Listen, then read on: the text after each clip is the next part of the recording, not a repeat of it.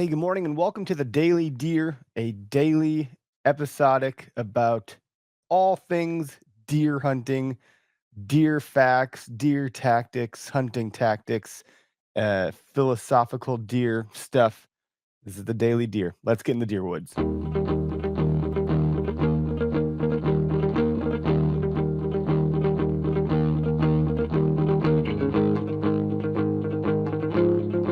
Today's quote: "The clearest way into the universe is through a forest wilderness," by John Muir. Um, I don't know. I don't coming up with these topics is a lot to do. And what I've realized, I've truly been so busy. I have not actually been out in the woods a bunch, sadly. And I know shed season is like just about upon us, or it's about here. Derek was out and actually found sheds. He did a video on it on the Daily Deer. We did it on an episode on the podcast for the OKS Hunter. And there's some interesting things that I was thinking about when I was putting this episode together. Is that the wilderness is more than just a backdrop for hunting. It is a teacher. It offers clarity for those that take the time to like go and experience the wilderness and the deer woods and nature. And the movement of deer, not well, maybe the literal movement, but just the way that deer operate and move, and when they move, how they move, why they move, reminds us that nature operates on its own time, indifferent to the time or schedules of our expectations. And I went and found a study from the Washington uh, edu.com, whatever it is, Washington.edu, but a study from the University of Washington found that while deer activity remains consistent, human adjustments to things like daylight savings, which I don't think is that far away, um, but I'm probably wrong. Things like daylight savings times it can influence the frequency of deer vehicle collisions. Now that might seem obvious, like duh, but the research indicated there was a 16% increase in such collisions during the first week following the fall time change, and it's primarily due to increased human activity during dusk hours when deer are naturally more active. Like again, seems very very obvious, but deer don't care about our schedules. Nature has its own rhythm.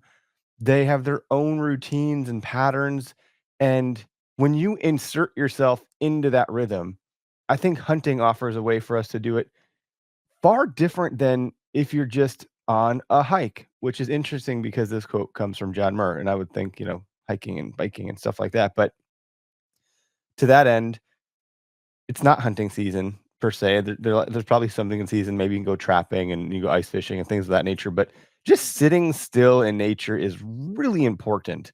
And that's one of my favorite things about hunting across the board is waking up with the woods. I think Tyler did an episode about this the other day. So we're probably beating a dead horse here, but it isn't hunting season. So coming up with these topics is interesting. If you miss hunting season, rather than scrolling through your social media feed and looking for, whatever is going to get served up your way for a hunting meme or a GIF or video or whatever, just go sit outside. And if you work outside, you're probably like, dude, I'm outside all the time.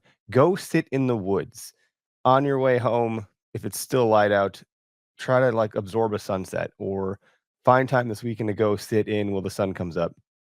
I find that in the off season, I will be in the woods. I'll do things with my kids. We'll build forests. We'll go on hikes. We'll go sledding. We'll do quite a bit outside, but I'm not doing any of those things.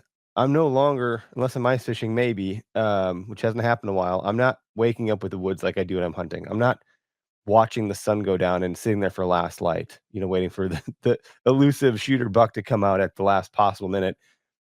Those That's why I think hunting is interesting because I'm as still as I possibly can be myself. Even my breathing is slowed down to a rate in which I can hear effectively any footsteps coming. My senses are honed into the absolute maximum capacity of what they can do as a predator of some sort or attempt to be one in the deer woods. That's the part that I'm talking about to a degree of like paying attention to what nature does and what that rhythm is. And when you can sync up with that rhythm, it does something for your soul that I don't think anything else does.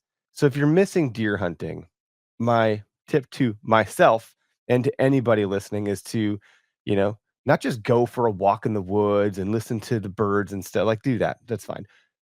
Find a day this month where you can get up, it's, 5:30 in the morning or whatever it is, when I'm doing this stuff, go to the woods instead and just be there for sunset. And maybe it's just going to your backyard and sit on your deck. And it's winter, so like that's not something that most people would commonly do. It's not a nice summer morning where you're just going to go sit out and it's going to feel nice outside. But I will tell you, there's no mosquitoes, so that's a hell of a benefit.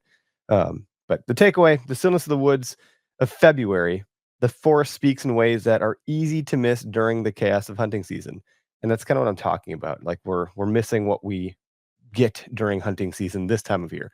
So take some time to reconnect with the land. You might find more than just deer sign, but also a deeper understanding of your own place in nature. Hey, thanks for coming into the Deer Woods this week. Go ahead and share this with a buddy. There's a link in our show notes if you would like to share our news article that goes out every day. And when you share the news article, you will get entered to win hunting gear from OKS Hunter and soon to be other brands as well. But I would suggest start sharing anyways, because you're going to have to build up some points to get some of the finer gear that we're going to be giving away with some of the stuff. But have a great day. Thanks for tuning in.